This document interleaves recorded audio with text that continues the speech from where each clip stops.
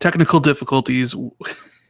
I am sorry for that. Apparently, my mic was cutting in and out. That Jez was telling me about it, and I left to fix it.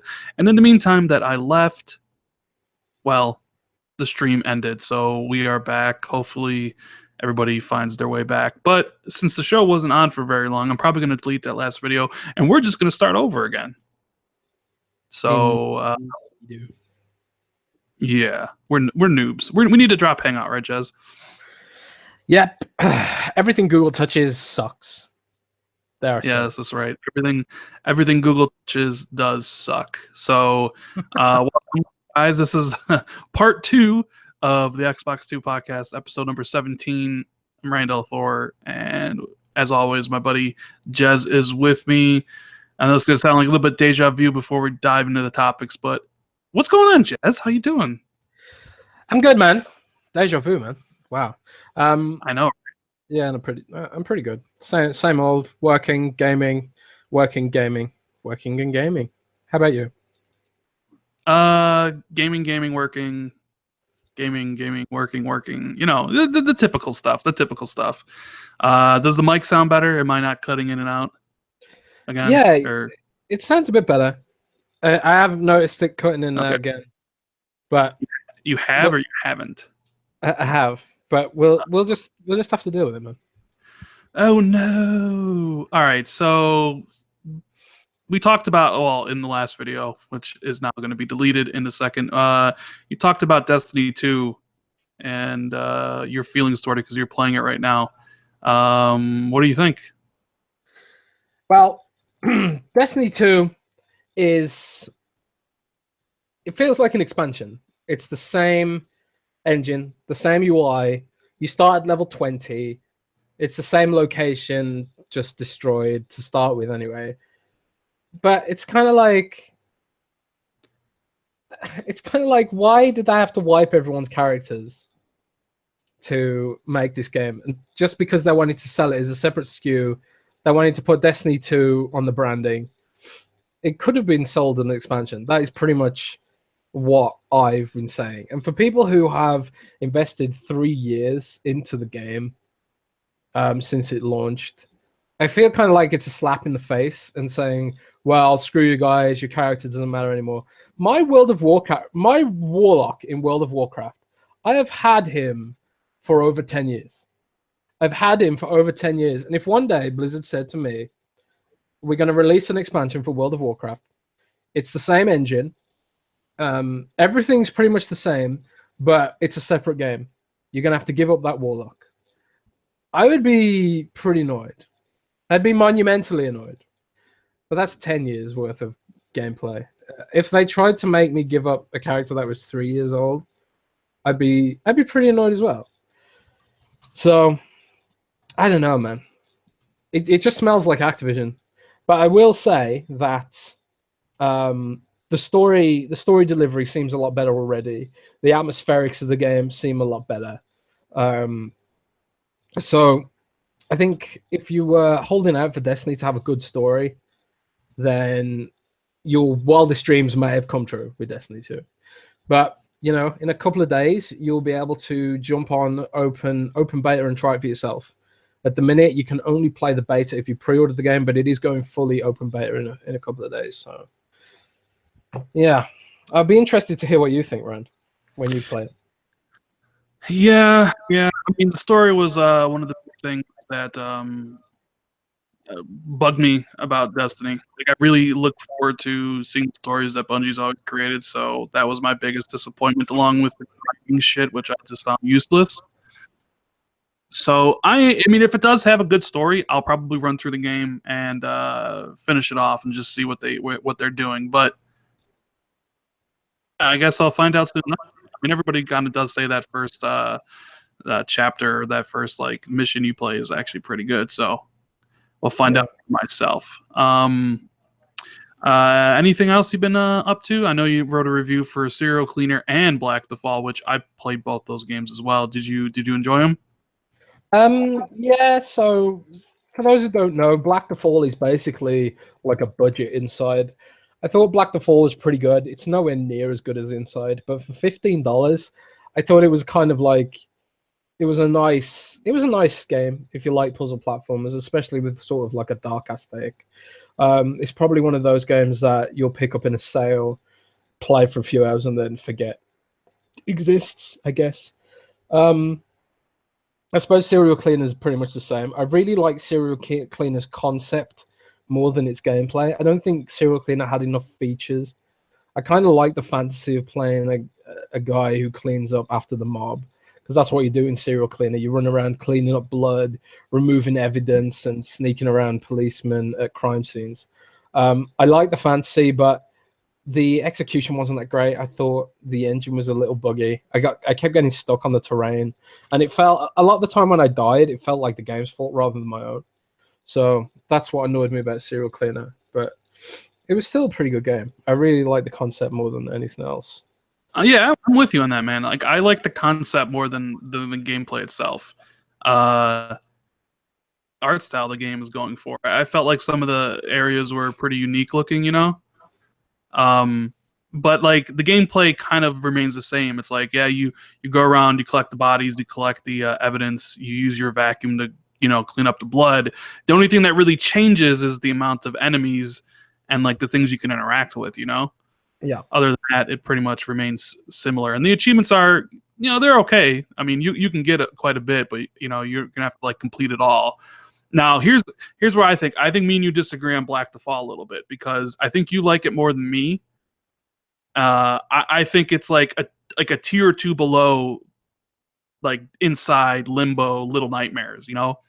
Um, Oh yeah. I don't think it's nowhere near as good as those games. It's nowhere near as polished, and the animations are a bit janky, and the resolution was really low considering how simplistic the visuals are. But I thought like it had a nice aesthetic, and I thought some of the puzzles were really clever. And it was brief, and it was only $15. So I always find it hard to flame games that are $15. Um, it's hard for me to say this game sucks. It's only 3 hours long, when there are some games out there that are 3 hours long that sell for full price. So I think the price was relatively fair. Um, I didn't think it was amazing by any stretch, but I thought if you're a fan of Inside, then I don't think it takes away from that genre. I think it's a nice little stopgap while you wait for what Playdead have coming next, because Playdead do have something coming next. They already announced their next hey, project, didn't Jazz, they? hold on one second. Take some questions. I got to go upstairs real fast. My dog is going crazy. Oh dear, Rand's getting pwned by a dog. Well, guys, it looks like it's just us again for a little minute. Hopefully the stream won't die this time. If it does, blame Rand. Don't blame me, blame Rand. So, right, I'm going to put something to rest right now, because earlier in the chat, someone was asking why I have a tiara. And the reason I have a tiara is because it's from a photograph my girlfriend took when I was really drunk, and she put a tiara on my head. That is the story of the tiara. It's very boring. But there you go. There's the story of the tiara.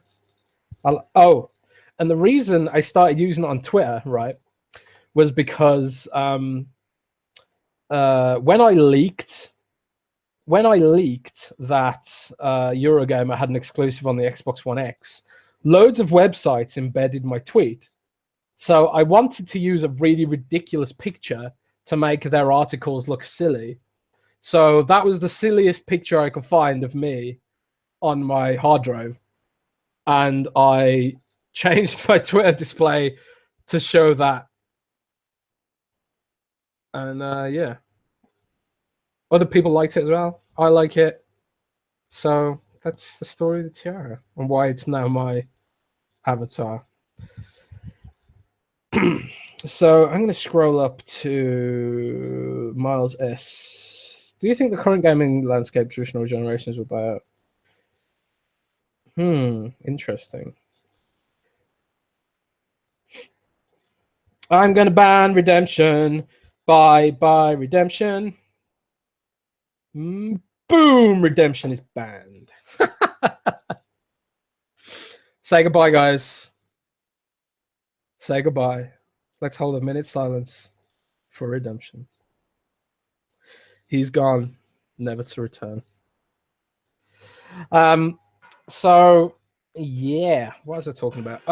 Someone asked if the current format for console generations is dead. I think it is. I don't think we're ever going to see.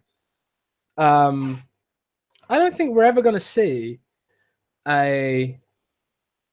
another situation where we have to say goodbye to our ecosystems. At least not from Microsoft. And I know this because I've talked to Mike Nichols at Xbox, and I've talked to Phil Spencer about Xbox. And while they don't say definitively that the ecosystem we have right now will be forever, you know, Phil did basically say to me, I think it was Phil anyway. It was either Phil or Mike Nichols. Someone at Xbox. I should probably remember when I'm going to paraphrase, but someone high up at Xbox told me that look at the direction we're taking with backwards compatibility. We're trying to bring the original Xbox into the fold right now. We're trying to make everything digital. Just look at our ethos regarding digital libraries, and you can sort of extrapolate where we're going with this. I think we are going to be in a situation where every game that we purchase now is going to be forwards compatible with all future consoles on Xbox forever, you know?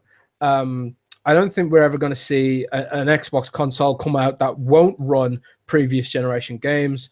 I don't think that's going to happen again unless like we have a major paradigm shift, like, I don't know, suddenly holograms become the default way we play games. You know, I don't think in the foreseeable future we're ever going to see a console cut off again. But what we might see is that we might see the original Xbox get cut off. We might see, like, because in the minute all Xbox One X games will run on the Xbox One with a low resolution. I think eventually the old Xbox One will be phased out eventually, but all games you own right now on your Xbox, they're going to work on future Xboxes in perpetuity, I think. And Microsoft has basically told me to expect that. They didn't say it as a statement. They said, look at our strategy, and they think that's a strategy that we like, so you can expect that. So, yeah, I don't think we're going to see another generational cut off as we saw with the Xbox One and 360. But even Microsoft even closed that with emulation. So maybe they'll do some emulation magic in the future. So I don't know. Is Rand back? I was just listening to you delve out info, man. You hold it down good, Jez. Good. Yeah, I do my best, man. I do my best. And we get less dislikes when you talk and more dislikes when I talk. People don't like people don't like Rand. Mr. Titan X says, "What's the next Xbox's code name?" Oh, do you know what the next Xbox's code name is? We think it's Project Scarlet. Project Scarlet. Okay. Now, we don't know for sure if this is a new console or like the Xbox One X Slim. But Xbox is working on something called Project Scarlet. That is hardware. The Xbox One XS. Is that what you're calling it? I don't know. I don't know what it is. But yeah, we've heard Project Scarlet, and that's not my information. That's Zach Bowden's information from Windows Central. So if it's wrong, blame him. I want to get down and dirty with Project Scarlet. Yeah. So anyways, we're back. I'm back. Sorry for the technical difficulties. My dog was freaking out upstairs, so I had to go check it out. Technical difficulties? Is your dog a robot? No, I mean, in the first podcast we had technical difficulties. My dog just was freaking out, so I had to leave. I just wanted to give a rundown of some of the topics we're talking about. We didn't even get to talk about it. So we got big titles getting that 4K HDR treatment, Kingdom Hearts 3, Casey Hudson leaving Xbox, whole bunch of stuff. Now, I lost my thing with the My Little Pony thing because I wanted to read that again because it's hilarious. Let me see if I can find it. It's on Reddit, probably. Yeah, probably somewhere. Let's. I need to buy a new computer, Jez. I need one so it'll be so much faster, so I can do things so much quicker. Hold on. This computer is like 6 years old. I really do need to get a better one. All right, so here we go. The mock error code issue. This is the best error code I've ever seen for a title. You ready for it? You ready for what it says? Sure. Let's hear it. Sure. So it says, this would be a long description about the error. Read it and weep. And if you haven't looked up this phrase on the internet, please do. You will find a My Little Pony episode called Read It and Weep. Cloud chasers and wonderbolts.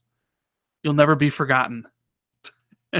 So that was actually kind of making the rounds on Twitter, and people were getting that thing. And it's nice to know. I don't know about you, Jez, but it's nice to know that somebody at Xbox has a sense of humor regarding My Little Pony. Someone there watches it. Doesn't that make you feel better inside? That the people that are in charge of Xbox and do this stuff are My Little Pony fans enough to know titles and what they're called and things like that. It makes me feel like magic is it makes me feel like friendship is magic. Is that the slogan? I don't know. I'm gonna have to look that up now. Anyways, friendship is magic. That's the slogan, man. Friendship is magic. Our friendship is magic, friend.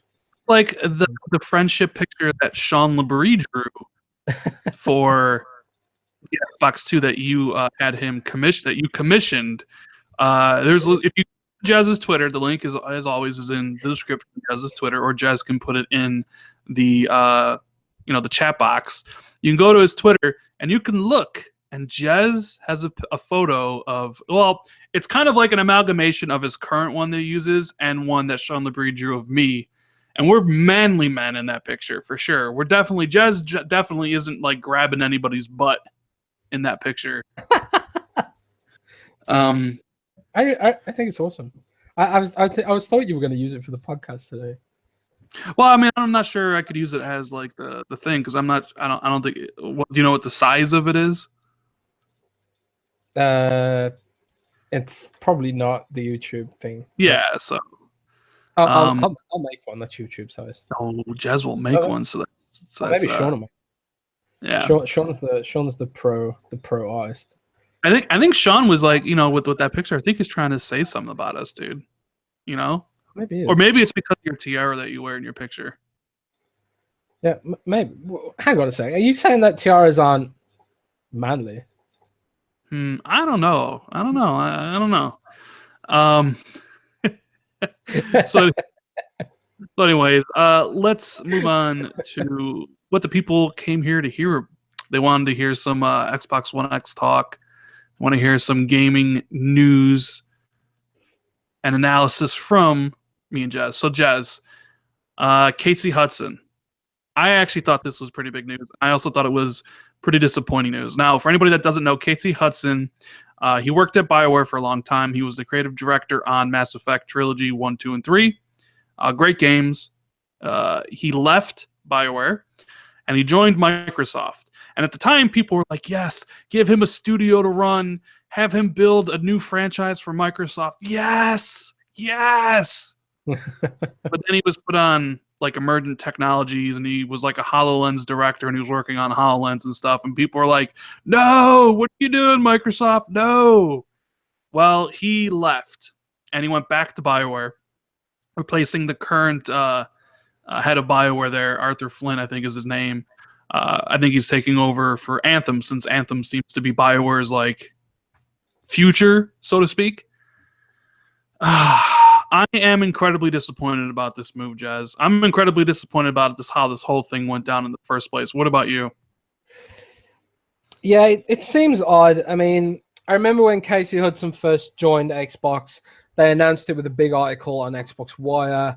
They did a Q&A with him. He actually moved to Redmond to take the position, presumably moved with his family, uprooted his family, moved them all over to Redmond from Canada and stuff. And so, it seemed like he was all in, and he accepted a pretty high position as a creative director, building experiences for mixed reality and HoloLens and stuff like that.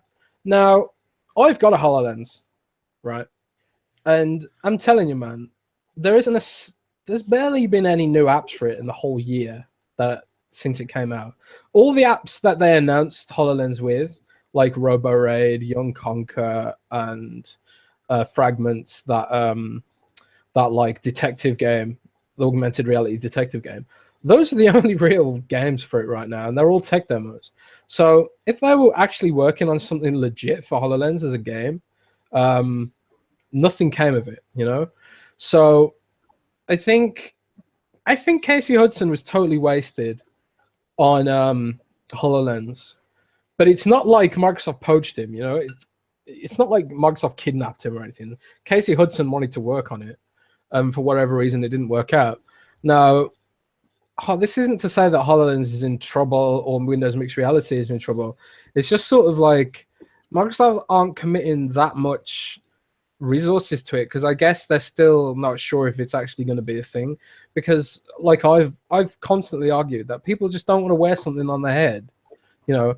Even though HoloLens is like the most comfortable headset I've used out of HTC Vive, Oculus Rift, PSVR, HoloLens is the most comfortable. You know, it's the lightest, it's the most comfortable, and there's no cable, so it's the most comfortable. But I still don't want to wear a thing on my face.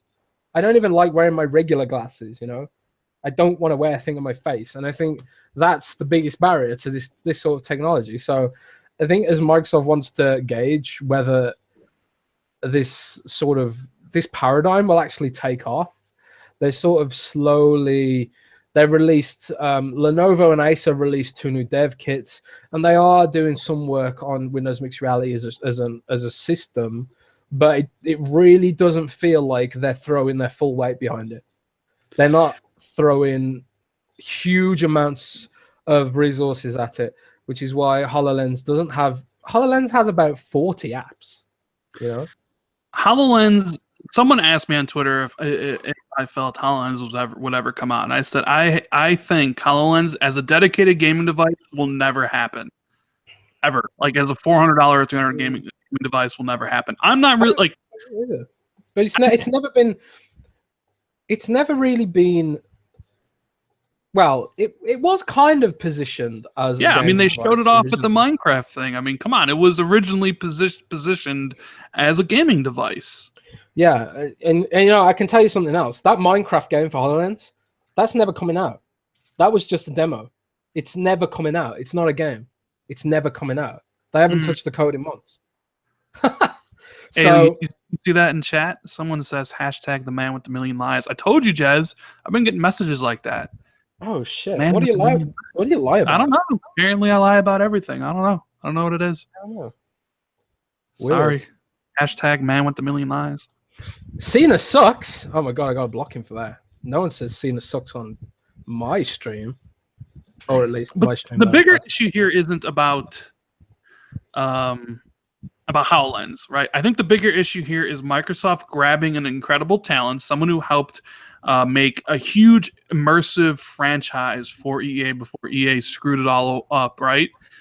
And in a time where Microsoft needs new franchises and new gaming stories to tell outside of Halo, Gears, and Forza, even though Forza doesn't tell a story, the fact that they hired this dude who could have done that for them and didn't put him in charge of a studio of his own to make those kind of games, and just kind of like let him toy around with VR for a couple years and then let him go back to BioWare, I think is so short-sighted and so it's just kind of indicative of like the problems that Xbox has. I don't know if you agree with me on that one. I do agree. I think Microsoft has a chronic lack of ambition with its first party. You know, I think it's it is. It's a chronic lack of ambition. They get like Gears of War 4, for example, didn't really do anything new and fresh. It was even the scope was not the same, not big. You know. And Halo 5 wasn't that ambitious either. You know, the only real innovation that Halo 5 had was micropayments. And I guess Warzone was pretty ambitious, but it's nothing on the scale of like the games that have really become blockbuster hits this gen like you know, Destiny, for example. Destiny's, for all its problems, Destiny at least was a pretty ambitious game, you know. Incredible. Yeah, you know, they wanted to create this connected world where all the players are connected persistently and stuff like that, and that's hugely ambitious. And there's tons and tons of money being invested in Destiny, and there's tons and tons of devs working on Destiny too. You know, like something like 800 devs, I think. Something that was the rumor. I don't know. Or studios working on that game. You have Bungie proper, which is like 400 or 500 people. You have Vicarious Visions, who used to do the Skylanders games. They're working on it. You have Raven Software. They're working on it. You have High Moon Studios working on it. So yeah, it's a big project. They basically threw almost all of the Activision outside of the Call of Duty studios onto those games. Yeah. So I guess what I want to see that what I want to see from Microsoft truly is some fight back, some ambition. Now, I want to see something more epic. I mean, even the games that could be or should be ambitious, like Sea of Thieves, don't really look that ambitious yet. You know, they look kind of thin on mechanics and that sort of thing. I mean, yes, they haven't shown us everything yet, and they haven't really gone through all their plans yet and that sort of thing. But isn't that game supposed to launch in early 2018? Or have they not set a release date yet? What game? Sea of Thieves. Sea of Thieves is early 2018, so I'm expecting it before E3. Yeah, so I would. Either those guys have builds that are far more complex and you know, more ambitious than what we've seen, or Microsoft just has this chronic understaffing, underfunding sort of weird problem going on. I don't know. But honestly, I haven't been super impressed with Xbox's first party. There's some great games, but there's nothing mind-blowingly ambitious, I guess. Well, I guess also we don't know what Casey Hudson was looking for when he left. Now I remember reading interviews that he was burnt out from the grind of making making the Mass Effect games, right? And he wanted to work on future technology. And maybe Microsoft came along and was like, "Hey, we have this, this, and this," and he wanted just that 40-hour work week with like no overtime, right? And he did it. And then once like it was kind of clear that maybe HoloLens wasn't moving in the direction that maybe he thought it was, and that BioWare had a position open up where he can just go be the head of like the general manager of BioWare, he's like, "All right, time to go back," you know. I mean, and Casey Hudson may never have even wanted to do a new franchise for Xbox, but I think it's like, I don't know, it's like when you get those talents like Hideo Kojima, like when he became a free agent, like what happened immediately? Sony's like funding their game and making it, you know, like he's like, you need those people, like those creative talents to make those new franchises. And it's just like I remember being so excited when Casey Hudson joined Microsoft because like my mind was running. I'm like, oh my god, are we gonna get a Mass Effect like game, first party? Like, oh my, think of the potential. But then it was like, oh, he's on HoloLens, and it's like, and you're just like, oh, really? Come on. And then now he's back in BioWare. So like maybe BioWare is gonna go back in the right direction. Mass Effect Andromeda probably faltered under his not being there. So I mean, I guess in this scenario, one person or one company's loss is another company's gain, right? So Microsoft loses and BioWare gains on this one. Yeah, gains more like.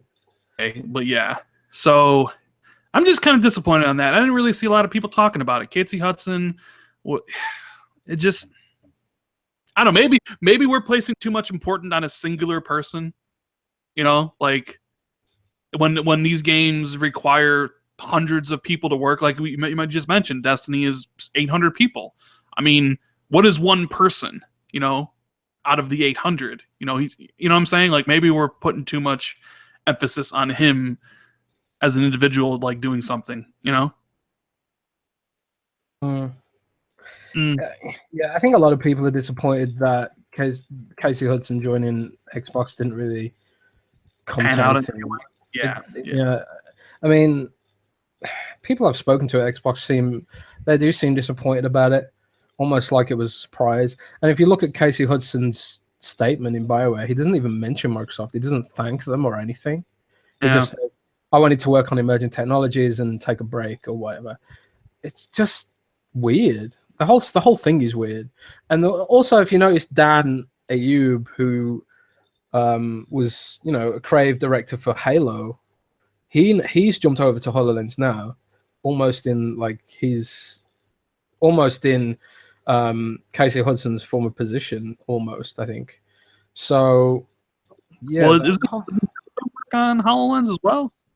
What'd you say? Sorry. Kudo, doesn't Kudo work on HoloLens? I think Kudo Tsunoda leads it, doesn't he? Yeah, like because he's the Avatar. Leading. Like, ever wonder what the bottom of an Avatar shoe look like? Ooh. Yeah. Yeah. I don't know. I don't know, man. I don't know. I would like to see. I do want HoloLens to be a thing. The tech is amazing when you use it. It's like, my God, this is space age stuff. But it's Microsoft that I don't have faith in right now. I don't have faith that Microsoft can. I don't have faith that Microsoft is ambitious enough to pull anything major off right now. I mean, all the ambition when it comes to Microsoft seems to be in Xbox as a platform, not the game side, and all the ambition. Like, I don't see much ambition from Windows, but I see all the ambition from Azure and and the cloud team. Right. I see a lot of ambition from the ecosystem team, but not so much the team that's focused on building consumer experiences. Everything just seems to be so focused towards making money from the cloud. Cloud. Speaking of money, that MPD leak happened, and I wanted to run these numbers by you and get your thoughts about, number one, if they're real, number two, what exactly do they mean? You ready for this? Go on. So the list, now this may or may not be true. I think it kind of lends itself being to true because I follow the numbers. So the full 2016 last year leaked, like, all the numbers for PS4 and Xbox One, but there's no really going into what they were. Right, except for November. So, like, November last year, PS4 did 1,111,580, and the Xbox did 1,006,784. So it was pretty close. This is November of last year. Yeah, so that corroborates, because I leaked November last year. Yeah, and December, PlayStation did 1,567,851, and Xbox did 1,511,013. So pretty damn close. But so the first 6 months leaked for PS4, Xbox One, and Switch. So this is for the month of June, which would be this info hasn't come out yet. Like, MPD hasn't even verified it. This would be like a really early leak. So for the month of June, the number one selling console was PS4 with 381,196, while the Switch sold 215,582. And the Xbox One, who also had a price cut, if you remember, right during MPD or right during E3, right? They sold 153,389. How many? 153,389. That's not so bad. They're down 12% year over year. PlayStation is almost outselling them 2-1 in the United States for the first 6 months if you add all the numbers together. I think that's pretty bad, in my opinion, if the numbers are true. Even Switch, with its lack of stock, is still outselling the One. Now, people holding off. Okay, look at the numbers. Look at the numbers for April and May for Xbox, Jazz. April, 109,950. May, 109,130. It's yeah, I don't know what to say. I mean, I don't know if these numbers are true. I think some of them might be. I think they are true. I mean, the numbers from November are the numbers that I leaked back last November, so they do sound true to me. So I know what some people will say. Hey, the reason Xbox isn't selling right now is because people are waiting on the X, right? I mean, that would be the common argument. That's why Xbox is selling so little. But does that argument ring true to you, Jazz? Are people? I think it's it's always going to be a combination of things, right? So I think some people probably are waiting for the X. Probably a significant a number of people, but I think a lot more people are just starting to think that PlayStation is where the exclusives live, you know. And Sony have certainly built up a reputation for having a large breadth of exclusives, and I think Microsoft often feels like the exclusives don't matter so much because they don't sell that much, you know. And if you look at the numbers, it's kind of like, yeah, Horizon Zero Dawn might have sold a decent amount for a new IP, but when you look at the attach rate in terms of the wider PlayStation 4 ecosystem, surely you'd expect that game to sell a lot more. And so Microsoft's mentality is exclusives aren't such a big deal. But I think the problem is they are too obsessed with the numbers and things you can measure.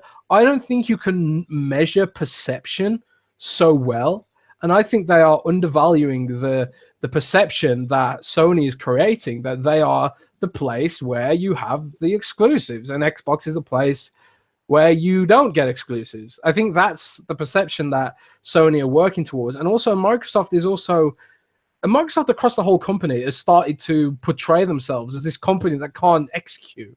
You know, they cancel things left, right, and center all the time, and it's kind of like, especially if you follow Microsoft and you follow what they've been doing, if you're a techie, Microsoft just look like a company that cancel everything. You know, so I am not surprised that those numbers, if those numbers are true, I wouldn't be surprised. And I think part of it is because Microsoft isn't positioning themselves very well in the the consciousness of the gaming public. But I Jazz, think that's they had a price cut for that whole week. It was $250. Remember, it was $250. I mean, so did PlayStation because PlayStation had the price cut. PlayStation almost sells more than double. yeah. I mean, you know, and It's we've all heard from perception, man. Phil. Yeah, but we've heard from Phil and other people that the Xbox One X appeals to a certain audience. You know, like like it's $500. It appeals to the super hardcore who already have, you know, the S. So I mean, does that bleed into it? I'm not really sure it even does. I kind of think like I don't think it does. I think if you look at even the rest of the sales of the year, you know, like Sony, which okay, look, this kind of happens though because the first place system kind of keeps on going and the second and third place systems kind of falter. But there's nothing about software in here. I just look at it as like, man, because I've always thought like I want to bring this to the fall, you know, the big battle in November and December. Not that this really matters because I don't really care who wins. I know some people think that you know, if Xbox loses to PlayStation and like Nintendo, like I'll be devastated. Spoiler, I won't lose a lick of sleep at all because it doesn't matter to me. Maybe it would matter if I had stock in Microsoft or something where like my return was based on how well they did or something like that. But I don't care. It doesn't keep me up at night. But I wanted to get your thoughts on this because I put my thoughts out there. Do you think Microsoft will beat Sony launch month of the X or Nintendo as well? Do you think Microsoft will be number one in November when the X launches? I don't know, man. Part of me says yes, purely on the basis that there's a new console coming out. But another part of me wouldn't be surprised if they didn't, because of Microsoft's lack of marketing um, and the perception they've created around the console, you know, over the last few years. So I don't know. I honestly don't know. I mean, I wouldn't be surprised either way. Um, yeah, it's like Gauntlet says, it's a 50-50, you know. I think like the pure virtue of the fact there's a new console launching is enough to create enough of a buzz, but at the same time, there's also that whole perception thing that's hard to sort of measure. So I don't know, man. I don't know. Because my thought process was like we just read off the numbers. Last year between PS4 and the Xbox with the Pro on PlayStation side, Xbox almost won. It was so close. It was less than 100,000 units. The only reason PS4 won last holiday in North America and MPD, not obviously the world, was because of the Pro, right? The Pro pushed them over. So now you have the X. like you would assume if the sales were similar because they're both going to be like $200 machines, that the X would put the PlayStation or X would put the Xbox over PlayStation for the fall. But then you see these numbers, and it's like, man, PlayStation is almost at the point outselling the Xbox 2-1 now. Like, if that trend continues the rest of the year, maybe the X doesn't push it over the PlayStation. And then you add in Nintendo, who's a complete unknown at this point, because people seem to want the Switch. They're craving the Switch. They're having stock issues, right? If Nintendo has fully stocked up their retail partners for the fall when Super Mario Odyssey comes out, I can honestly see the Switch outselling everything. But that's with the caveat of it having stock. You know what I mean? Which, so like you're right. It's kind of too tough to call. Will the Nintendo Switch have stock, or will they be happy with being all the headlines reading Nintendo Switch sold out everywhere? Nintendo's like, hey guys, we just can't keep them in stock. People just love our product too much, right? I don't know, man. I don't get the Nintendo thing is just completely a complete wild card to me. I don't understand why people want it. I literally don't. Did you see the pictures of their voice chat online thing today? That just accentuates the fact that I don't even consider Nintendo an option personally. They make good games, but their console is a joke. The Switch is a joke. It's so cheap. It's cheaply designed. It's a gimmick. It's just their live system sucks. Their method of voice chat it's like it was designed by a high school student. It's awful. So Nintendo is reigning purely on the basis of nostalgia and its games, which are quality. You know, Nintendo games are quality. Can't deny that, right? Like you said, or Mario Kart, or any of that stuff. No, their games are quality, but I just don't get why why people want the console. And it's kind of like the Wii, you know, like the Wii had this amazing time when the Wii launched. It was like Nintendo caught lightning in a bottle. There was all this economic anxiety, the credit crunch, blah blah blah. The Wii was really cheap. They really played on the fitness angle. They caught markets that hadn't really been tapped into before. They were like, "Oh, parents, you need to buy a Wii because it will keep your kids healthy while they game," you know. And they captured all sorts of audiences. So they captured ignorant people, and they also captured the typical nostalgic Nintendo fanboys, and they also captured people who are fans of the genuinely good Wii games, you know, like Metroid Prime and stuff like that.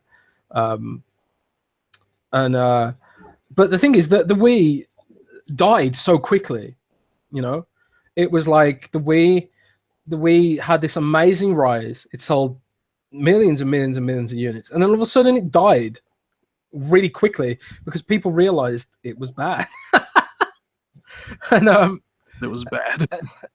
And I kind of wonder if this will happen to the Switch as well. You know, once the hype dies down and people realize that they don't really want a tablet to game on, and the live services are a joke, and they don't want to have to use a mobile phone to use voice chat. When they realize all this stuff is just dumb, they will probably die really quick. So I don't really consider Nintendo as competing in the same arena as Xbox and PlayStation. I honestly don't. And I'll tell you why. It's because honestly, very, very few people will have a Nintendo Switch as their only console. They'll have it as a companion device. They'll have it as a companion to a PC, to an Xbox, or a PS4, or they'll have it as part of all three. You know, I can't see that many people, except for little kids maybe, who have a Switch as their only console. So I don't really see the Switch as competing in the same realm as Xbox and PlayStation, personally. Yeah, and speaking of something the Switch can't do, that's 4K. So this is a nice little transition to the 4K games. A couple big 4K games getting the 4K Ultra HD HDR treatment on the Xbox One X. you didn't have any info on this one in your little marketing leak before, but Jez, you hear what two games are getting that huge treatment? Yeah, Wolfenstein: The Evil Within. I had no information about this whatsoever. I hadn't Now it's even not heard right. it. It's not just 4K Ultra HD. It's also HDR and Yeah, that's cool. Xbox One X enhanced. Now, Wolfenstein was 60 frames originally.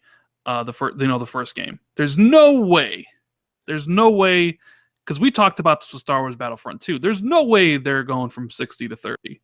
So this game's going to run 4K, 60 frames HDR. Now, I would hazard to guess that it's going to run a dynamic 4K. Would you agree? I can't see that game running native 4K 60. Can you?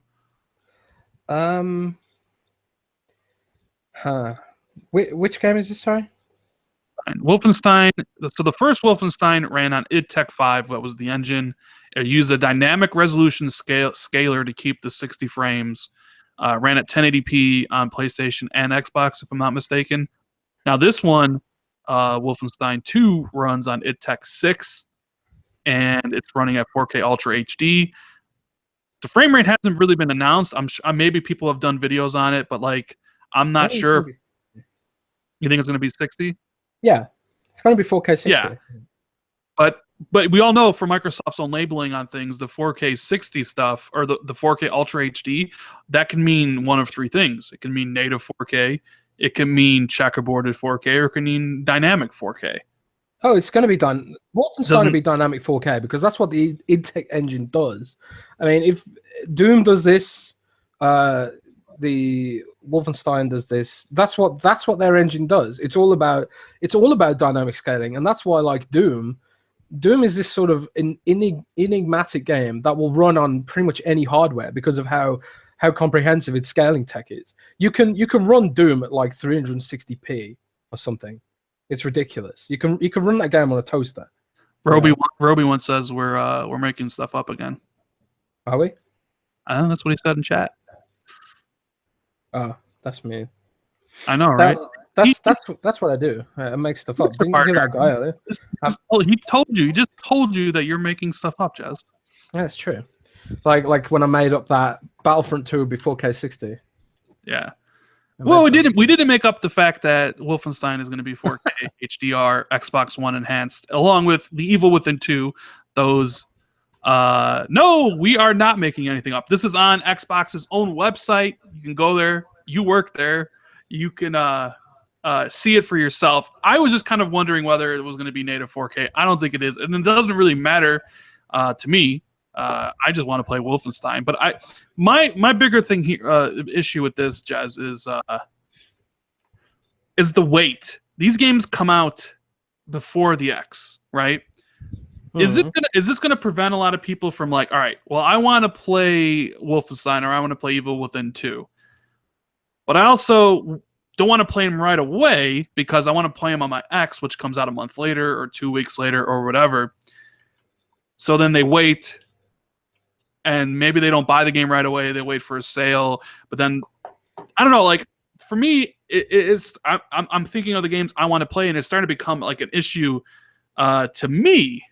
You know, like because I want to play these games right away, but also like I'm getting the X, and I want to play these games in 4K HDR. And it's like, what am I going to do here? What's my choices here? You know, like do I wait and play these games on the X, but then also at the same time, there's Call of Duty, there's Star Wars Battlefront, there's Crackdown 3, there's Super Lucky Tales. The more you wait and push games to play with the X, they keep on piling up, and I'll never be able to play those games. What am I to do, Jez?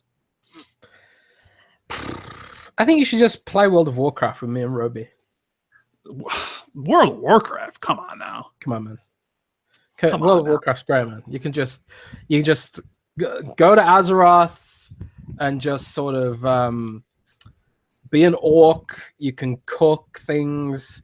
You can go fishing. You don't have to worry about any of these games like Wolfenstein. You don't have to worry about Destiny 2. You don't have to worry about Battlefront 2. Just come and live in World of Warcraft. Come and live in Azeroth. Of thinking may have worked on Roby and other people who have played World of Warcraft.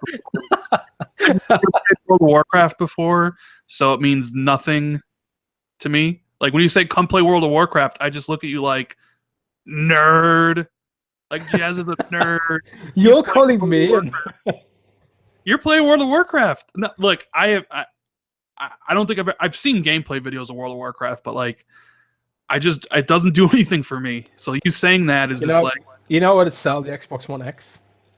what? Warcraft. World of Warcraft in 4K on the Xbox One X with achievements? Then I might play. With achievements. You know, World of Warcraft has like 5,000 achievements or something. Yeah, I saw. But Jez, this is like a bigger issue for me. Like I want to play all these games. I want to play them all day one. You know, I want to talk about them, review them. I'm looking forward to them so much. But then it's like I'm also getting the X, and I want to play those games in the best way I possibly can. But if I wait, I'll be like inundated with even more games.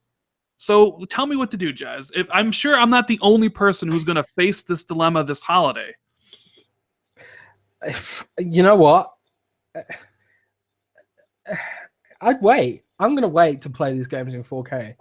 I'm just going to wait, man, because I'm just going to be playing World of Warcraft while I wait. So I'm good. I'm good, man. But I thought you were playing Dying Light. Playing what? I thought you were playing Dying Light. Well, I play Dying Light with Roby in the mornings, but the rest of the day, well, Roby just dropped a huge leak there. World of Warcraft on X1 4K 60. You heard it right here. You're gonna get him in trouble. You're gonna get him in trouble. Roby said in chat. No, it's not true. I bet you Roby was the one who did that. Who left in that code for the My Little Pony thing. Yeah, I think it is probably Roby. I think Roby's secretly a My Little Pony fan. I don't know. I don't know. Maybe Roby can enlighten us. Maybe I should put up a poll about what I should do, because I put up a poll on Twitter about what game I should play on my PS4 after I finish Uncharted 4, and it was Horizon, Until Dawn, God of War 3, and Ratchet and Clank. And Horizon is currently winning the poll. Maybe I'll put up a poll being like, should I play all these games right when they come out like I normally do, or should I hold them off for the X? And whatever wins the poll is what I will do. Because I'm a man of the people, Jazz. I'm a man of the people. Yeah. You know, I could put... It is an interesting discussion. I could put up a poll on Windows Central and see what other people are going to do. And the poll... I mean, people in chat can chime in. So, yeah, people in chat, are you going to wait to play the 4K 60 version of games like Wolfenstein that are coming out before the X? Or are you going to hold off for the X? So just stay in chat. Are you going to hold off for the X to play games in 4K 60? Or are you going to play them on the Xbox One? Well, it's not just Wolfenstein. You know, Shadow of War. You know, it's going to be native 4K on the system. That comes out a month before. I'm assuming Destiny 2 might have some upgrades just because, and that comes out 2 months before. There's a whole bunch of games coming out before then. I mean, that's the thing about the Xbox One X, is even if they're not specifically made for the system, like upgrades, but like they're going to run better on it. So even stuff like the new South Park game is going to run better, like because the Xbox One X has a better hard drive for better loading and things like that. So it's not just those particular games; it's all the games essentially. You know what I mean? Like I even read that the devs of Agents of Mayhem are planning on doing some big stuff for the system, and like that's a game I would be interested in playing in August. But it's like, would I be better served waiting for the and the game that comes out in a couple days, Fortnite? Yeah, you know, it's funny you mentioned Fortnite because I'm downloading it right now. Oh, are you? Cool is that? How cool is that? Now, real quick, Fortnite. I was going to make a video about this. I was gathering my thoughts, but I figured I'd ask you. I'd ask the people in chat as well.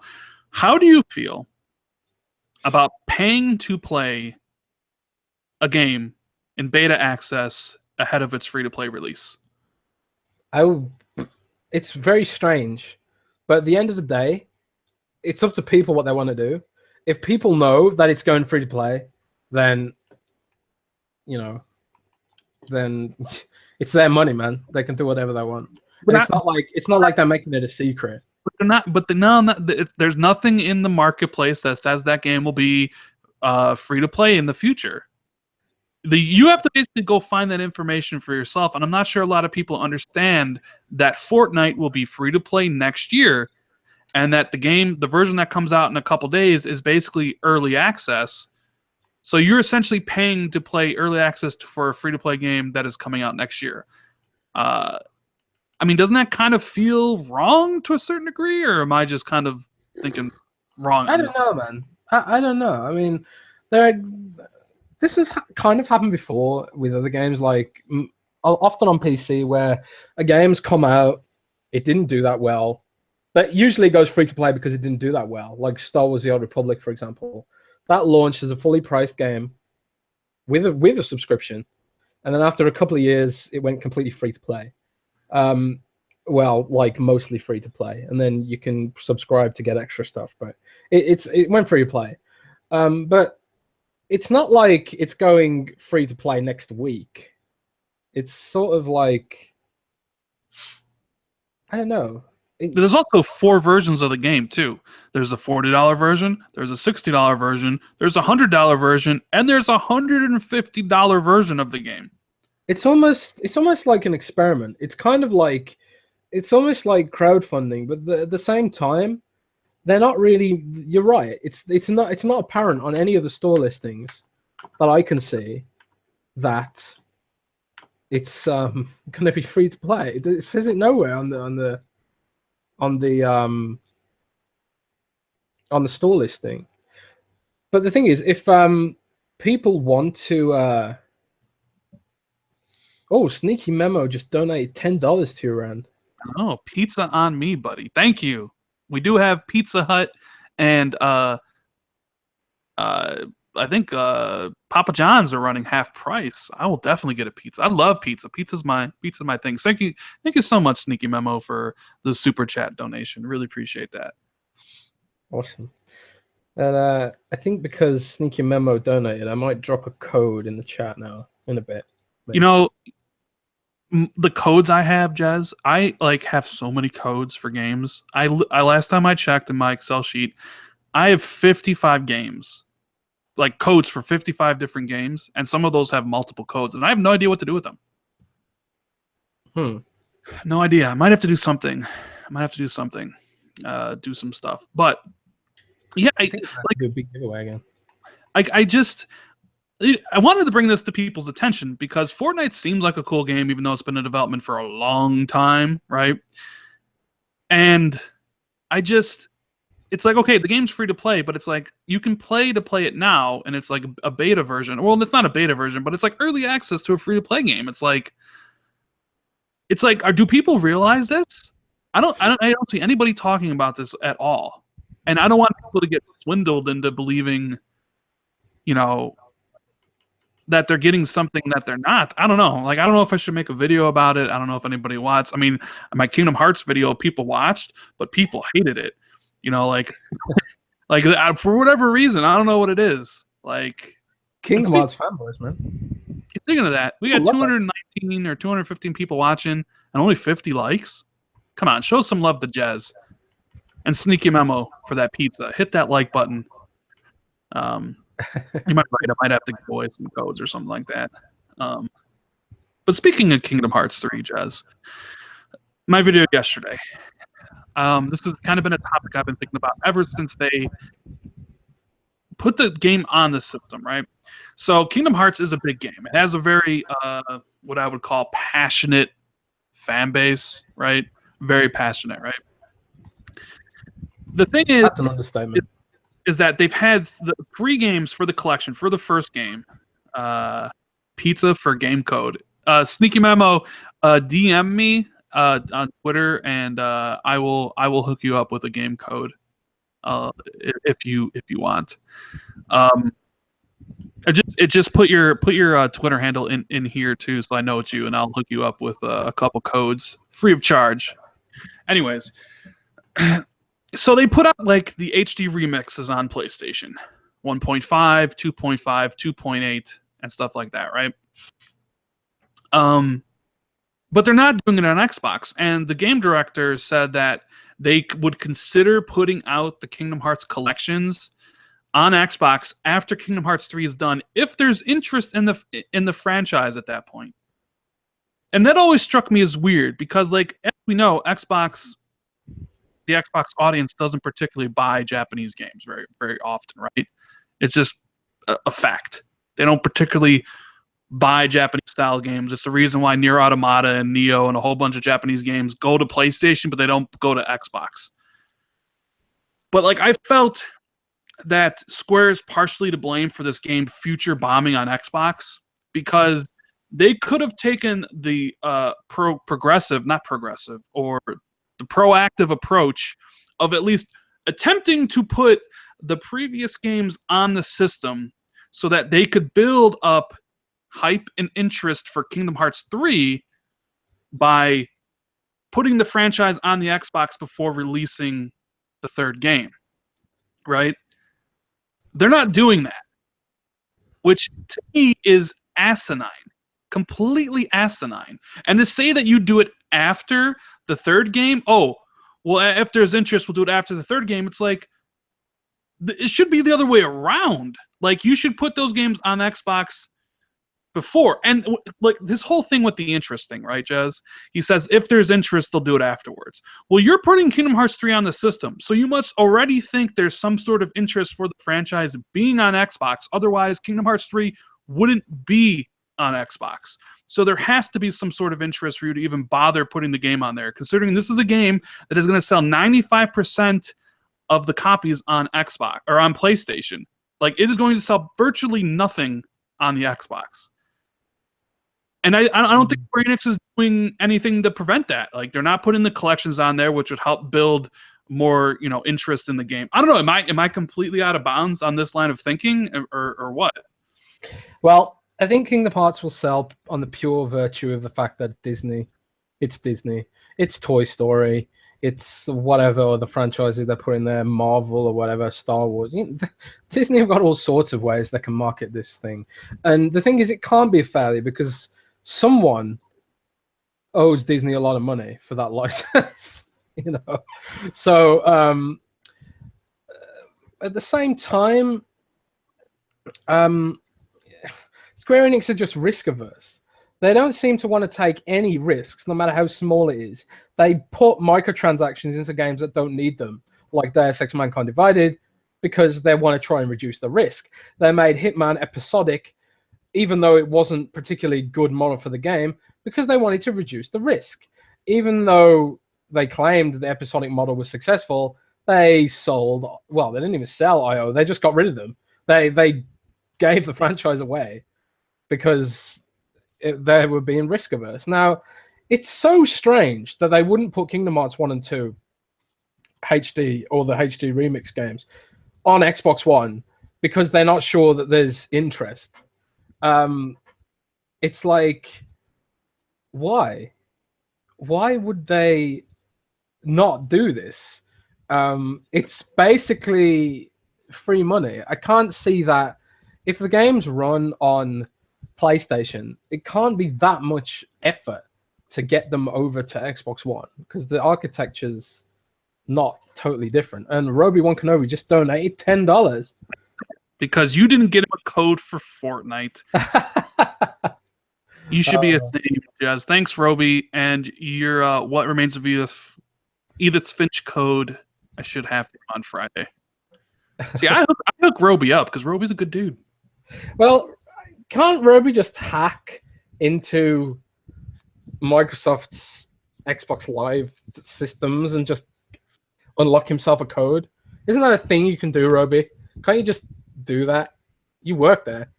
You could sneak into the Azure place where the servers are and just like Metal Gear Solid style and just like hack the servers, man. You're a game dev. Isn't that a thing that can happen? I know Phil gets a code of every single game that comes out on Xbox. And I know Mike Barr gets like 5 codes for every single game that comes out on Xbox. Are we saying that Roby's can't get all those codes too? Come on, Roby. I think Xbox is holding out on Roby. They're not? I think they are too. The codes that he deserves. Roby, you should go on strike. So Kingdom Hearts, Jess. I feel like Square isn't doing enough to make the franchise viable on Xbox. And I understand your point about the Disney stuff and the Disney connection and Toy Story and things like that, right? But if you look at like previous PlayStation exclusives that came to Xbox, like whether it's Metal Gear, Devil May Cry, or things or games of that nature, the disparity between the PlayStation version and Xbox One version in sales is the gap is immense. It's huge, right? And this is a game that's never had a version on Xbox. It's been a long time since the last one. I felt like if they really truly wanted the game to do any sort of numbers on the console, they would have put the collection on there because it can't be that hard to do the port, right? Like whatsoever. At least I don't think it would. But then again, I'm not a game dev, so maybe it is. And then a couple people did mention, in the comments of the video, like, well, what about a scenario like Witcher 3? Did that prevent PS4 owners from not buying the game because the first two weren't on the system? And yeah, that's a good. I mean, it's a good counter argument, but then like Witcher 2 sold extremely well on Xbox. Witcher 1 wasn't on it, but I think some of those things. I think Witcher, even though it's like a part of a series, I think it appeals to people beyond like not knowing the story and stuff, right? It's that huge RPG that people kind of crave, action RPG, right? And that had a ton of marketing muscle behind it. And I think people wanted to play it for that. Plus, the reviews were all incredibly positive on the game. But yeah, I mean, they're good points to the counterpoints to my argument. I just feel that like Square is doing a disservice to their own game on the platform. I don't know. That's just kind of my thoughts on it. So, I mean, it's Square Enix. Square Enix is just kind of lame. There's no Nier Automata on Xbox, even though it's not exclusive. I won't forgive them for what they did to Hitman and Deus Ex: Mankind Divided either. The Square Enix just seem like this sort of. They're so conservative. It's so strange that I mean, just look at this. They funded Final Fantasy 14 was a total failure when it launched, and they pumped so much money into that game to bring it back around, and it worked. To be fair, Final Fantasy 14 is pretty much the only credible alternative to World of Warcraft right now. But they had to pump a ton of money and a ton of risk to do that. Final Fantasy 15 was in development for over 10 years. How much risk is that? That's the ultimate risk. Yet they wouldn't risk making Hitman a standalone title. They wouldn't risk more investment in Deus Ex or a version that didn't have a stupid tacked on multiplayer. They wouldn't risk that. It's so strange. It doesn't make sense. It's contradictory. So for Square Enix, 10 years on Final Fantasy 15 isn't a risk, but Kingdom Hearts on Xbox is a risk. What the hell? So strange. I don't get them. Sneaky Memo also says we should get some Jimmy Johns on him. Oh my god, Sneaky Memo's. Thank you. Actually, I have Jimmy close by to my house. Oh wow. If Sneaky Memo keeps giving you money, you're gonna have to start like stripping. This is like the digital equivalent of him putting dollar bills into your underwear. Is that what you're doing? I just got a really strange image in my head. Is that what you're doing in that picture, Drez? Maybe Sean LeBrie can draw that. Right. Look, I'm gonna play Kingdom Hearts. I can't wait to actually play it. I was just kind of concerned. I just thought, look, and honestly, when this game probably was first made and the contracting agreements were made, I think a lot of devs before this gen started assumed Xbox was going to be number one. I've heard that from so many people. EA, Ubisoft, a whole bunch of corporations thought that Xbox One was going to win. So I could honestly see Square Enix thinking the same. And there's Roby One with $2 saying taking it all off, and then thinking that okay, Xbox is we need this game on Xbox. It's gonna do extremely well, and it essentially didn't, or maybe didn't meet their projections, but they already kind of made the agreements that Kingdom Hearts will be on Xbox. And at that point, it doesn't make sense for Sony to pay for exclusivity, because Sony knows that all the sales are going to be on PlayStation anyways. So there's no point in paying more money to get virtually nothing, because essentially it's a PlayStation 4 exclusive at that point, because all the sales are going to be on PlayStation. So PlayStation is not going to pay any more money to Square Enix to because nobody's going to buy. You know what I'm saying, Jez? Yeah, maybe I didn't say it. It's annoying. Square Enix are basically giving PlayStation free exclusives right now. I don't think Final Fantasy 12 is a paid exclusive either. No. It's so that is like those PS2 games, man. I don't know. Maybe it is. I don't know, but it's on PC. Why is it on Xbox? It's just really annoying. Square Enix, Xbox, so they don't think there's any interest in putting those games on Xbox, even though they had Final Fantasy 15. I don't know. I know. I mean, this is a small leak, but I know that Square Enix is partnering with Microsoft on something soon. A small tie-in with another. What? A small. There's going to be a small tie-in with Final Fantasy and an Xbox franchise. Oh, that's cool. Gears of War. Small, tiny one. So it's not a game or anything. It's a little piece of fun DLC for an upcoming Xbox game that's from Final Fantasy. And so that kind of suggests to me that they are happy with Final Fantasy 15's performance on Xbox, but they don't give us Nier or Final Fantasy 12. I don't understand Square Enix at all. I don't understand them. They're maybe business decisions. I don't know. But anyways, enough of Kingdom Hearts. I want to talk about Titanfall 2 for a couple minutes here. Did you see they're adding yet more free DLC, Jazz? To what? To Titanfall 2. Oh yeah, the co-op horde thing. Yeah. I need to download that. I'm stoked for that actually. I only installed Titanfall 2 a while ago, and now I'm going to download it again because they're bringing it back. I really like that mode on the 360, and it looks like it's more expensive. Yeah, the mode was great. It was a great mode on the first game. I kind of questioned why they didn't have it on this game at launch.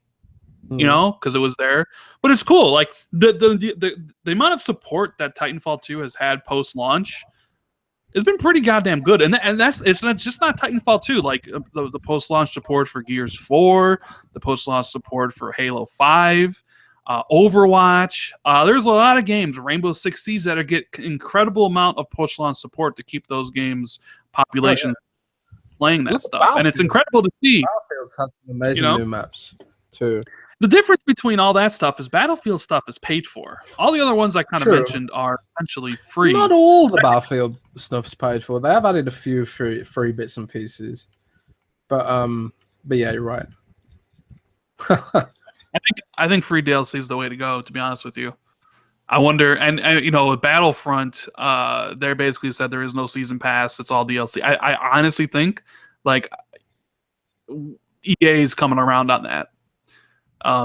that whole front, because I wonder if they're doing cost analysis of like the amount, how much money they make by selling season passes versus how much they could potentially make keeping a vast majority of the people playing that stuff and having like loot boxes and all those things, and if come to the determination that the loot boxes and free DLC for everybody is the one that actually potentially gets more revenue, which I don't know if you saw this, Jazz, but did you see Ubisoft's fucking they had their like conference call, and that 80% of their sales are digital? 80%? Yeah. It made some headlines. 80% of all their sales are digital. However, that includes microtransactions and stuff. Oh, yeah. Which, okay, yeah. But Ghost Recon's still #1 for the year. So we'll probably see a sequel to that. And to no surprise of nobody, somebody asked them in this thing if they were interested in doing PUBG-like modes for their games, and Ubisoft said they of course are, and they might be introducing them to their current franchises at some point. I mean, it's a no-brainer for the Division. I mean, the Division was the first game I thought of when I played PUBG for the first time. It's like, over the shoulder, third-person shooter, tactical, very tight sort of shooting controls, realistic bullet physics and stuff like that.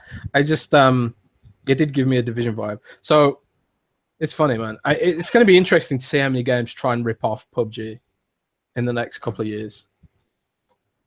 I had this idea, Jazz, that PUBG, like if you take all the games that were shown this year's E3, especially if you just take the ones shown at Microsoft stage, so that'd be like Assassin's Creed, Anthem, Shadow of War, even Microsoft's own games like Crackdown 3 and Sea of, I mentioned Sea of Thieves, but all their Forza Motorsport 7, I think PUBG will be bigger than all of them.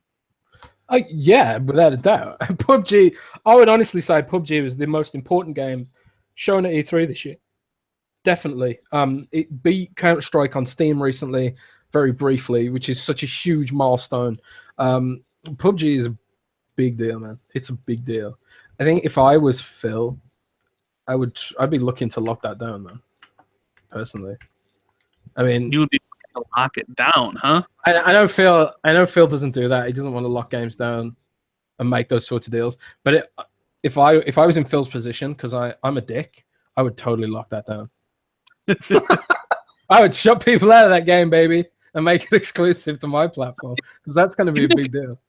Even if you take that game and you put it up against Sony, like the game shown at Sony's conference, PUBG will be bigger than God of War.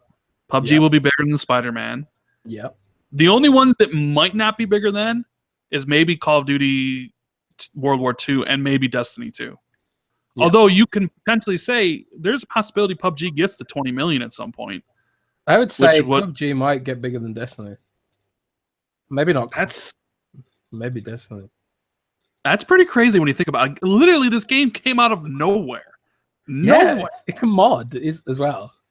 I mean, this game came out of nowhere, and it's like, what, 4 million in like 4 months or whatever it is? It's the power of open development on Windows, It's ridiculous. It's crazy. It's a Minecraft all over again.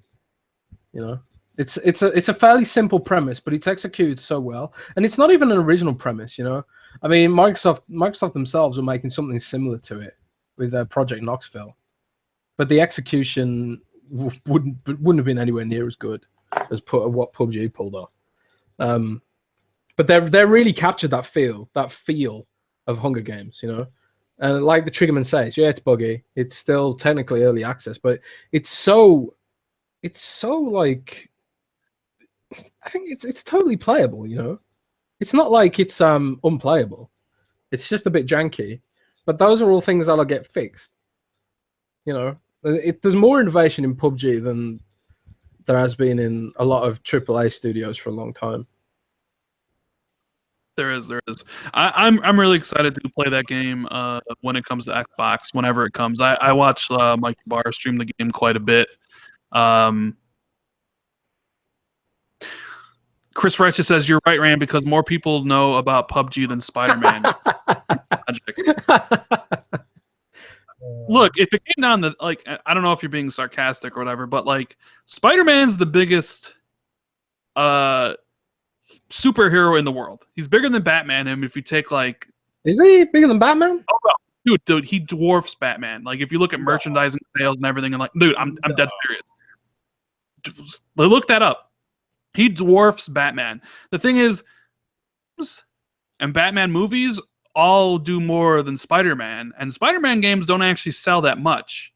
So you already have PUBG, which is almost at 5 million. Oh, okay, it's sarcasm, so all right. I couldn't tell, but... Well, I mean, Spider-Man's a big brand, but Spider-Man's a game that you'll pick up, play, and trade in. PUBG is a game that you'll play for years and buy microtransactions for, But what I'm saying is, like, PUBG at 5 million right now, or whatever it's at, is probably more than Spider-Man will do. Like, Spider-Man will do potentially. Yeah.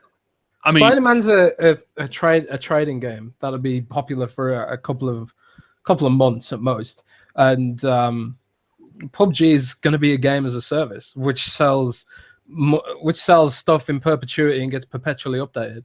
You know, so that's to suggest for anyone to suggest that PUBG is not going to be as big as Spider-Man is just ridiculous. Well, plus, you know, Spider-Man is exclusive. It does have a limit. That aspect as well. Yeah. It's limited to how much it can potentially sell. Even though there is 60 million consoles on the PS4, you're not selling to all 60 million of those people. Like, you know, like that's just the truth. You know, Horizon Zero Dawn is what, like almost 4 million out of the 60 million. I mean, that's about as good as it gets essentially for those type of games. You know, without bundling and stuff. And you know, because a lot of people that buy these systems just aren't interested in the same things we're interested in, right? They're not interested in Sea of Thieves or God of War, any of that stuff. You know, like they're interested in like Maddens and FIFAs and stuff like that. I don't know. Yeah.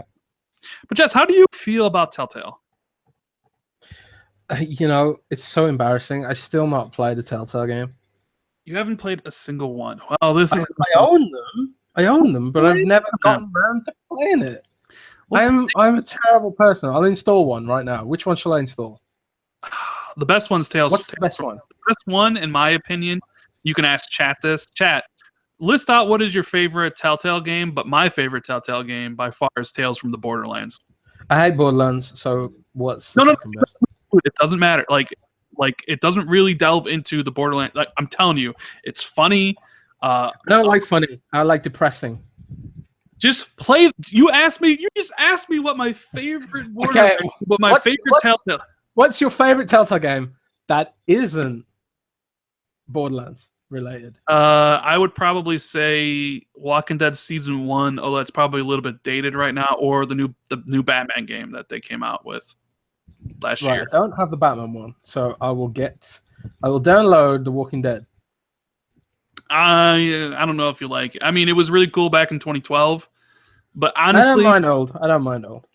Okay, well, what is chat saying? We got someone saying Batman, Wolf Among Us, and that was kind of my point because they announced today that the new Batman, Batman Season 2, is starting in August, and that the final season of Walking Dead and Wolf Among Us Season 2 is coming out in 2018. Now, a lot of people, when you ask them what their favorite Telltale franchise is, will either say Borderlands or Wolf Among Us. You honestly can't go wrong. If you have Wolf Among Us, play that one.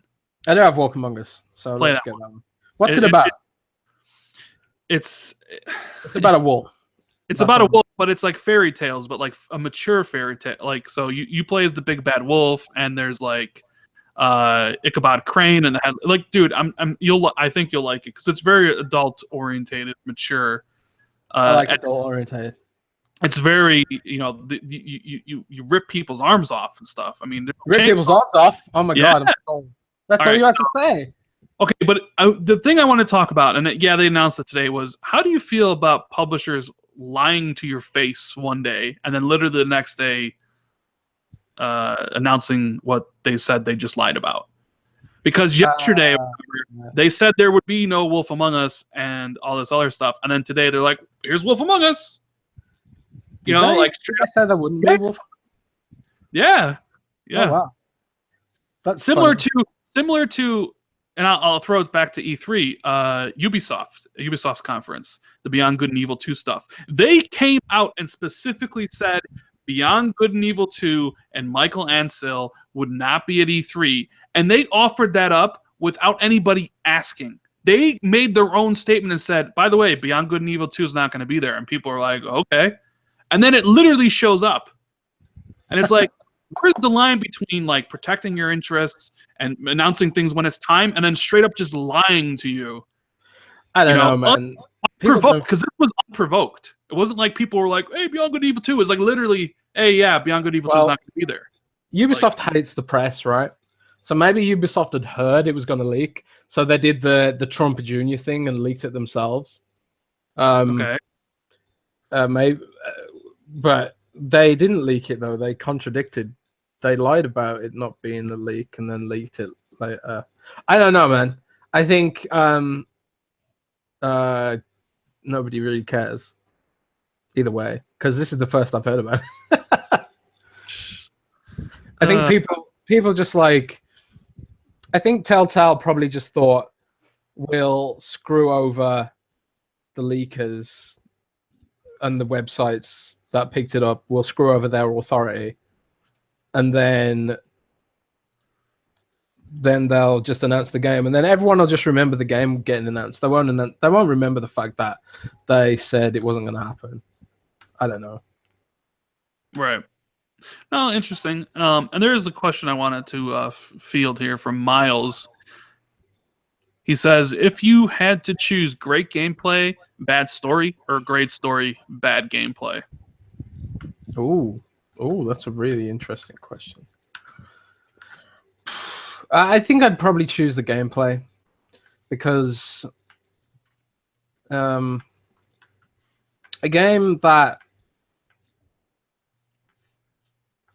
I'd choose gameplay because there are lots of games where gameplay is sort of like, where story is sort of secondary and not as important as the story.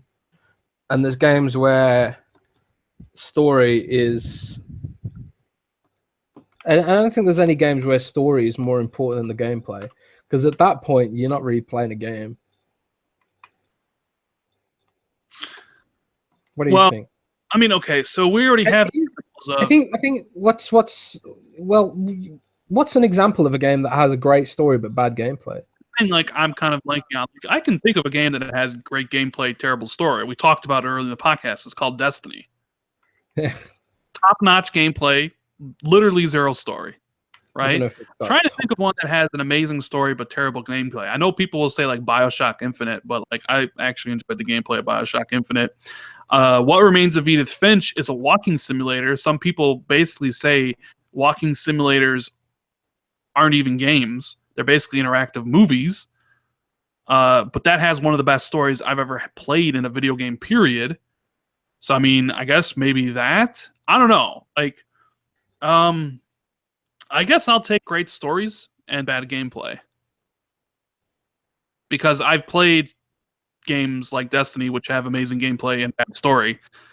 And, or, you know what I mean? Like, you can go out and play plenty of games that have great gameplay. But there's not many games that have great stories. You know what I mean? Yeah, I guess so. The thing is, I don't want to incentivize devs to make games that only have a good story and no real gameplay. I seriously, I don't like walking simulators. I think they're like they just feel kind of lazy to me, you know? I mean, it's hard coming up with balanced game mechanics and stuff like that. But if all you're doing is making a game where you walk around and trigger events, I don't think that's great design, personally. And that's not to say that I think walking simulators are bad. And I have enjoyed walking simulators like Layers of Fear. I thought was great. I really enjoyed Layers of Fear, and I thought some of the way they deliver Layers of Fear's horror, I thought was really unique. But the thing is, it's almost like a misrepresentation of what it is. Is Layers of Fear actually a game, or is it more like an interactive story? Is it wrong to actually say that it's a game? These are games that sort of bridge a gap, you know. And I'd play a Layers of Fear in a different way to I'd play City Skylines, or I'd play a game like Diablo 3, which, you know, you don't really play Diablo for the story, even though I do like Diablo's story, but it's secondary to the loot 'em up gameplay, you know. So, I think it's weird. It's almost like they're almost like different mediums for me. I mean, have you played What Remains of Edith Finch yet? No, I didn't. Okay, so What Remains of Edith Finch is, in my opinion, the pinnacle of the walking simulator genre. I honestly can't see any game approaching the story in that game, the heart, and also the unique gameplay elements it offers, right? So So the setup for the game is you are the last living member of this family, and this family is basically beset by a curse where their family members all die weird deaths or whatever, right? So you come back to this house, and you want to know about the curse. And as you're going through this house, and you discover the stories about how your ancestors died, each of the stories is told in a unique perspective that can only be described as like changing the gameplay of how the game plays. I would really be interested in what you think about the genre after you play that game, because everybody I know, like me, I played it 3 times now. Maka's played it 3 times, 4 times actually. My buddy Gopher played it. We all think it's basically the best game of the year, if not maybe not the best, but one of the best. And I'd be interested in thinking of what you play it. It's just weird. I think I have to be in the mood to play those sorts of games. Like, you know, I've got some on my Xbox now. Like, I'm quite looking forward to Observer, which is the follow-up to Layers of Fear by the same dev. And, you know, I've got other games on my Xbox, like I don't know, Narcosis is a game I really want to play. It's like it's a walking simulator where you're stuck under the sea. This is not good. Huh? Narcosis isn't very good. Damn. And this is coming from somebody who actually enjoys the genre. It's one of those. I would classify that on the lower like ring. All right. Well, I've got Outlast 2 and Outlast 1, which I consider those to be walking simulators. Even though, like, yeah, okay, there's like running away and hiding mechanics, but I just kind of play them with the mindset that they are experiences more than games. I don't know. Oxenfree as well. That's not really anything other than a story, is it? Oxenfree. Yeah, but it's awesome. Yeah, but I have to be in a different. I have to be in the mood to want to play. What gets you in the mood? I don't know. All right. I feel the same way about movies. Like, I haven't watched a movie in ages because I haven't been in the mood. I want you to play. This is your homework for the week. This is my homework. Right? Okay. It's your homework. I really, really want you to play What Remains of Edith Finch. It's a 2-hour game, right? It's played in one sitting. Just whenever you have 2 hours to spare and you're in your mood to hear a great story, play this game. And then next week on the show, you can talk about it, because this, like, in my opinion, this is what you would consider to be an example of great story, bad gameplay. Okay. Because okay. I will do my homework. And I would love to have this discussion with you about this stuff and see if you actually like it. And I understand, like, these type of games are for everybody, but I think this game is unique enough and has enough stuff in there that I think it could potentially, you might really enjoy it. I will do it. I'll do it for you, man. All right. Well, we're a little bit over, considering it's 5 o'clock and we're supposed to end it, and we started a little bit late because of tech difficulties. So Jez answered some questions at the beginning when I had to go upstairs, but we're going to save, and we just answered a question now, but we're going to end the show here. We'll come back next week. Jez will have done his homework, and we'll have more stuff to talk about and more questions to field. So Jez, what are your plans for the rest of the week? You got any articles going up? I'm really, really tired now because it's midnight. My plans for the rest of the week is I'm going to play Destiny 2 with Roby tomorrow morning at 5 a.m. Western Pacific time. So I don't know what that is Eastern time. But we play games every morning on mixer.com/Windows Central. And we do giveaways. On Friday, we're giving away a lot of stuff. So make sure you tune in on Friday for a Morning Mixer Free Code Friday. Other than that, tomorrow I'll be streaming Destiny 2 as well in the evening and giving away a copy of the game or some AAA game. Depends if we can get a key for it, I guess. So make sure you follow mixer.com/Windows Central if you want to win Destiny 2 or some other AAA game that we can get a code for. Other than that, I will be playing Fortnite when it launches on Friday, which looks pretty interesting. And I will also be playing What Remains of Edith Finch, which is $20 because Rand forced me to do so. No. You should get a for that. It's ID at Xbox. Well, did I get a key? I might have given the key to a colleague. Well, anyways, thank you, Sneaky Memo and Roby1 Kenobi, for the super chats tips. Really appreciate that. I'll get some pizza on them. I love talking to you every week, Jez. It's fun. I love doing the show with you. I'll be putting out content all week as I normally do. I have a review going up tomorrow for Moon Hunters, which came out today on Xbox. It's a really, really weird game. So be on the lookout for that review. I don't know if I'll be playing Fortnite because I'm not as cool as Jess. So I don't think I got a code for that or for early access or for review. So I'm not sure if I'll be putting a video out for that. But yeah, if you haven't already, subscribe to the channel, follow Jez on Twitter, hit the like button if you enjoyed the podcast, and share this out. Hit the little share button. Share this out with all your friends and followers on Twitter. We'd really appreciate it. And we will see you next week on July 26th for episode number 18. And with that, me and Jez say later. Later, guys.